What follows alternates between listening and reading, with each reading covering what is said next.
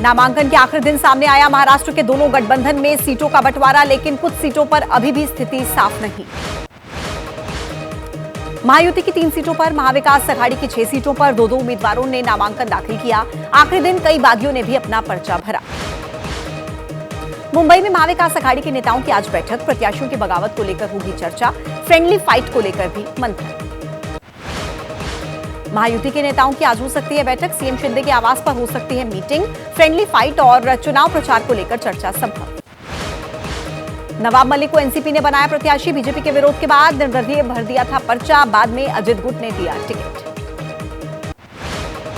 नवाब मलिक को लेकर सीएम शिंदे पर आदित्य ठाकरे का निशाना, कहा कि शिंदे से किया जाना चाहिए सवाल। उन्होंने कहा था कि ऐसे लोगों के बगल में मैं नहीं बैठ सकता।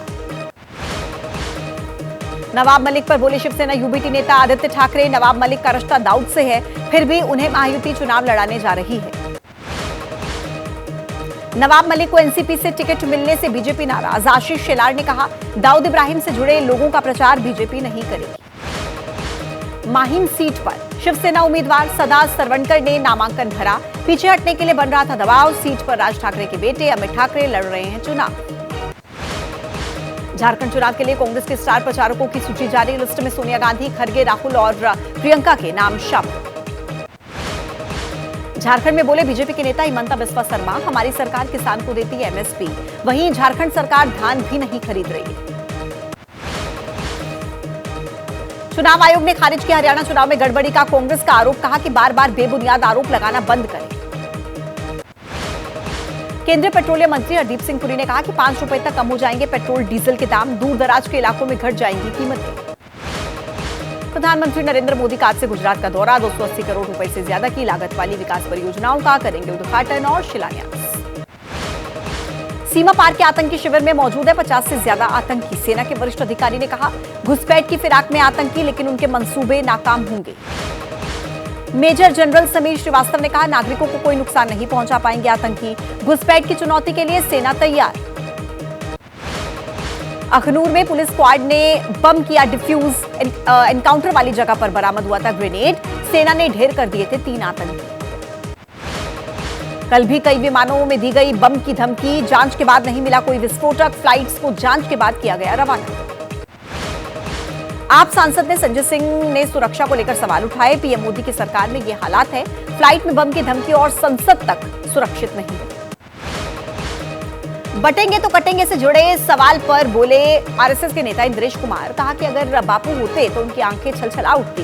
1947 में जब देश बटा था तो हमने देखा था कि क्या हुआ। आरएसएस के नेता इंद्रेश कुमार ने यह भी कहा कि पाकिस्तान हमारा दुश्मन नहीं बल्कि दोस्त बने, चीन भी मानसरोवर छोड़कर हमारे साथ आए।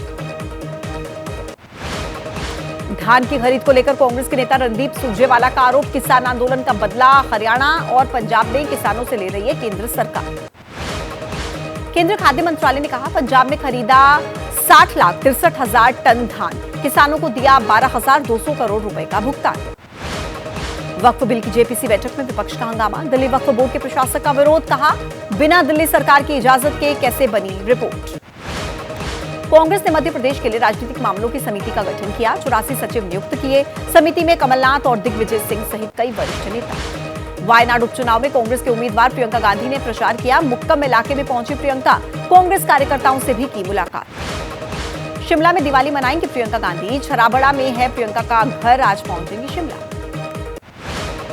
रतलाम के महालक्ष्मी मंदिर में धन की विशेष पूजा, नोटों से हुई सजावट, धनतेरस की विशेष पूजा में भक्तों का तांता। राजस्थान में झुग्गी में रहने वालों की दीपावली रोशन, जयपुर में डिप्टी सीएम दिया कुमारी ने हरमाड़ा की झुग्गी के लोगों के साथ दिवाली मनाई।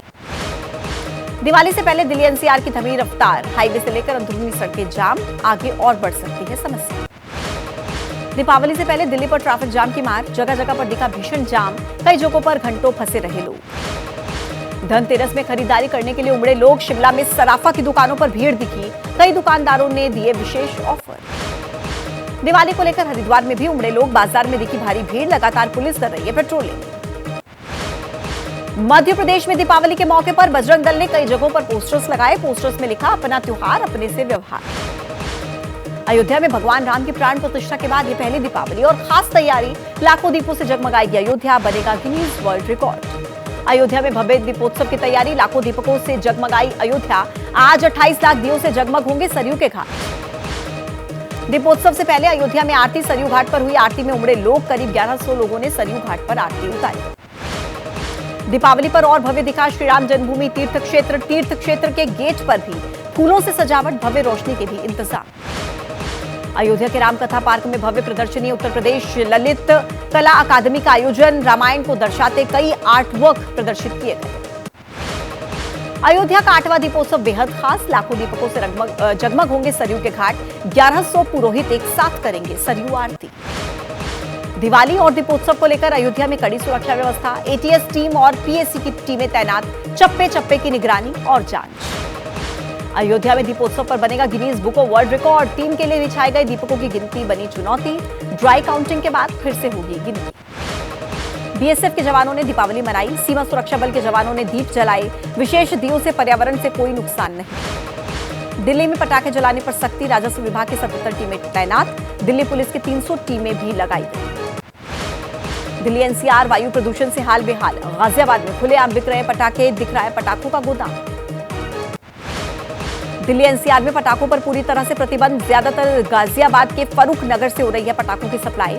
कई जगहों पर पटाखे बिक रहे हैं। पटाखा बैन पर बाबा धीरेन्द्र शास्त्री ने कहा कि होली दीपावली पर ज्ञान दिया जाता है, लेकिन 1 जनवरी को हैप्पी न्यू ईयर के नाम पर पटाखे फोड़े जाते हैं। पटाखों पर बैन पर बोले बीजेपी के सांसद दिनेश शर्मा, अभी तो बैन लगाएंगे लेकिन 1 जनवरी को बैन हटा देंगे। दिल्ली में छठ पूजा को लेकर घाट पर तैयारी, दिल्ली कांग्रेस के अध्यक्ष देवेंद्र यादव ने यमुना घाट का निरीक्षण किया। कहा कि केंद्र और राज्य कोई भी वादा पूरा नहीं कर पाए। पंजाब के जिला फिरोजपुर के गांव में किसान ने पराली में आग लगाई, पुलिस पराली में आग को बुझाती नजर आई। पुलिस ने अभी तक करीब 200 मामले दर्ज किए। छठ और दीपावली को लेकर रेलवे ने किए इंतजाम, आज से चल रही 164 स्पेशल ट्रेन, 7000 अतिरिक्त फेरे लगाएंगी विशेष ट्रेन।